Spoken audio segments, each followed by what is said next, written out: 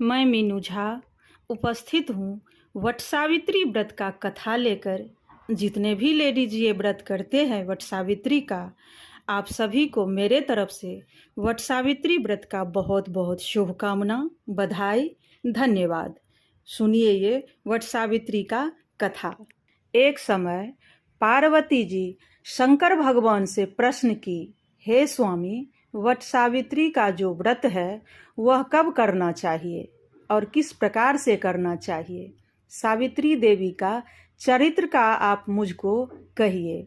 भगवान शिव ने कहा कि देवी, मद्रास देश में अश्वपति नामक राजा राज्य करते थे, जो संतान रहित, सत्यवादी एवं अपनी इंद्रियों को वश में रखने वाले थे।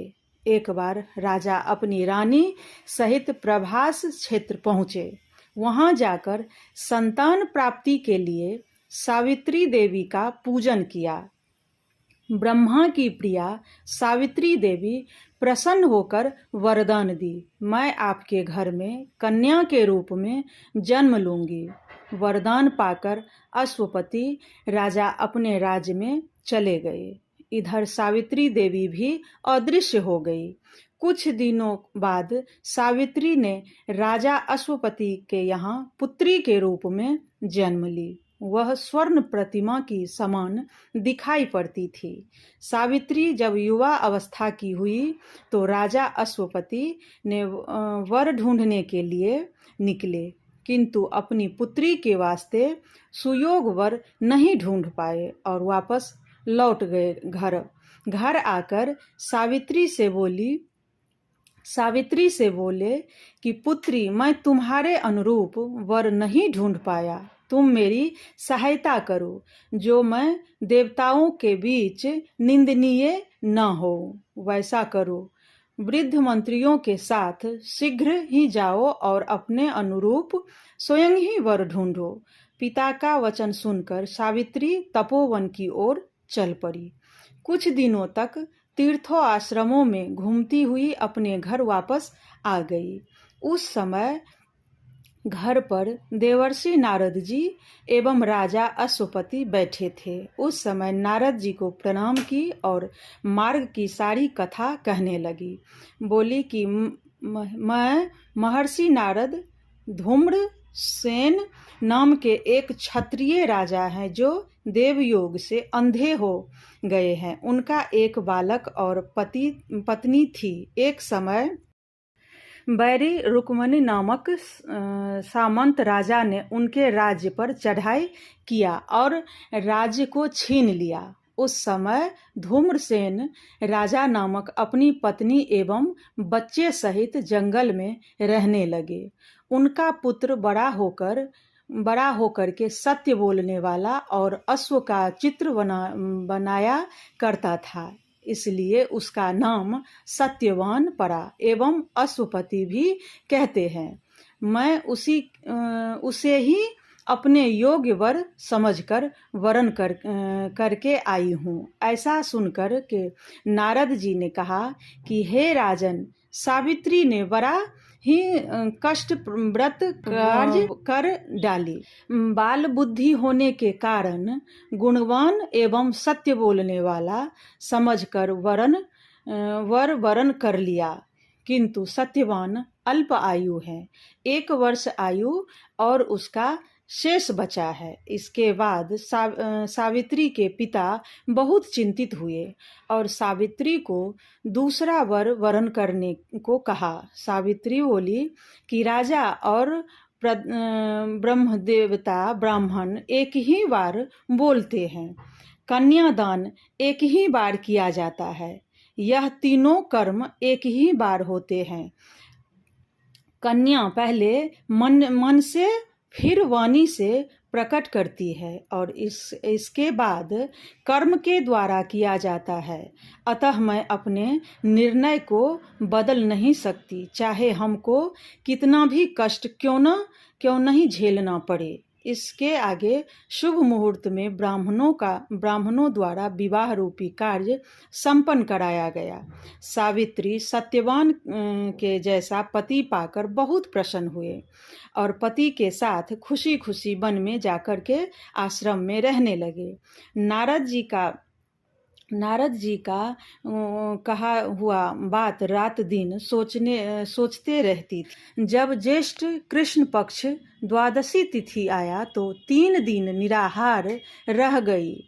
अमावस्या को मरण तिथि वाले दिन को स्नान कर देवताओं का पूजन की, अपने सास ससुर के पांव वंदन की। इसके बाद सत्यवान ने कुल्हाड़ी लेकर जंगल की ओर चला तो सावित्री अपने पति के पीछे पीछे चलने लगी। वन पहुंच करके सूखी लकड़ियों को इकट्ठा कर घर ले जाने योग्य बनाने लगे। उसी समय सत्यवान को सिर में पीड़ा होने लगी और सत्यवान बोले कि हे सावित्री, मुझे सिर में वेदना बहुत दुख दे रही है। कुछ देर मैं तुम्हारे गोद में सोना चाहता हूँ। सावित्री दुखित होकर बोली, स्वामी आप विश्राम करें। कुछ क्षण के बाद सत्यवान के प्राण लेने के लिए पीत वस्त्र धारण किए हुए भयंकर रूप वाले यमराज वहां पहुंचे। यमराज को देखकर सावित्री बोली, आप कौन हैं? मेरा धर्म च्युत करने क्यों आए हैं? मुझे धधकती हुई आग की ही समझिए। यमराज बोले कि हे सावित्री, तुम्हारा पति का आयु समाप्त हो चुकी है, इसलिए मैं सत्यवान को प्राण लेने के लिए आया हूँ। मैं यमराज हूँ। ऐसा कहकर जब राज बलपूर्वक सत्यवान का प्राण निकाल लिया और यमपुर की ओर चलना शुरू कर दिया, सावित्री ने यमराज के पीछे पीछे चलने लगी। यमराज बोले कि हे सावित्री, बिना आयु समाप्त हुए कोई भी मेरे साथ यमपुरी नहीं जा सकता, इसलिए तुम लौट जाओ। सावित्री बोली कि स्त्रियों के लिए पति ही उनका भगवान है। पति के बिना कैसे जीवित रह सकती हूँ। पति के बिना स्त्री के जीवन में कोई सार्थकता नहीं है। यमराज बोले कि सावित्री, मैं तुम्हारे ऊपर प्रसन्न हूँ, तुम कुछ वरदान मांगो। सावित्री बोली कि हमारे सास ससुर जो दैव योग से अंधे हो गए हैं, उनका दृष्टि वापस मिल जाए। यमराज बोले तथास्तु। इसके बाद भी सावित्री यमराज के पीछे पीछे चलती रही। यमराज बोले कि तुम एक और वरदान मांग लो और वापस लौट जाओ। तो सावित्री ने अपने सास ससुर का खोया हुआ राज वापस मिल जाए। इसके बाद यमराज चलने लगे। सावित्री फिर भी पीछे पीछे चलती रही। यमराज आगे जाकर के और बोली कि सावित्री, तुम अब लौट जाओ। जीवित व्यक्ति मेरे पास यमपुर नहीं जा सकता, इसके आगे तुम नहीं जा सकती। सावित्री बोली कि जहाँ हमारे पति देव जाएंगे मैं वहाँ अवश्य ही जाऊंगी।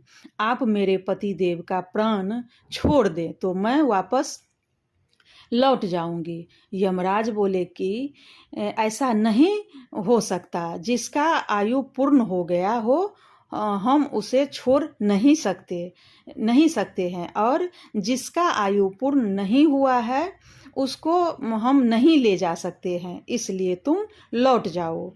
जब तुम्हारा आयु पूर्ण हो जाएगा उस समय मैं तुम्हें भी लेने स्वयं पहुंच जाऊंगा।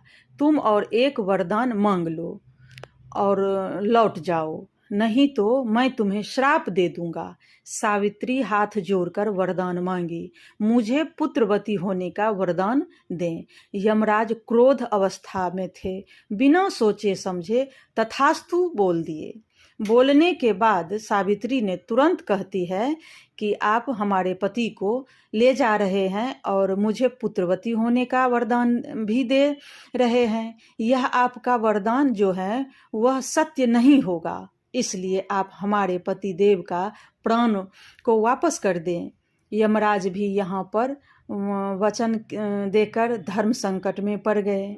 अब मजबूर होकर के और सत्यवान का प्राण वापस छोड़ना पड़ा। सत्यवान के प्राण को छोड़ करके और उन्हें खाली हाथ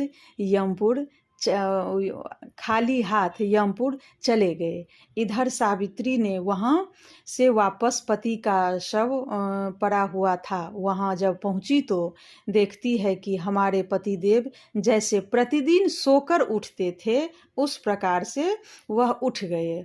उनको देख करके और बहुत प्रसन्न हुई और वहाँ से फिर अपने अपने आश्रम घर चली गई। आश्रम में जब पहुँची तो वहाँ देखती है कि यहाँ पर राजमहल है और सब सुख सुविधा है। उनके सास ससुर के आँख में भी दृष्टि आ गई है। अब सावित्री राज सुख भोगने लगी और भगवान के कृपा से उसे पुत्रवती हुई। पार्वती बोली, भगवान इस व्रत का विधि क्या है? भगवान बोले कि पार्वती सुनो, द्वादशी के दिन संयत करना चाहिए और चतुर्दशी के दिन दंड धावन करने के बाद बिना मांगे हुए अगर मिल जाए तो भोजन करना चाहिए, अन्यथा भोजन नहीं करना चाहिए। अमावस्या के दिन उपास करें और सरसों मिश्रित जल से स्नान करें और वट वृक्ष के नीचे वट सावित्री का व्रत करें। वट वृक्ष का परिक्रमा करें। फिर बांस के डलिया में वस्त्र आभूषण श्रृंगार का सामान दक्षिणा सहित अनेक प्रकार का फल अंकुरित चना भरकर ब्राह्मण को दान दे। इसके बाद पारण करें। यही है सावित्री व्रत का कथा जो मैं लेकर आई हूँ। कुछ त्रुटि के लिए क्षमा चाहती हूँ। धन्यवाद।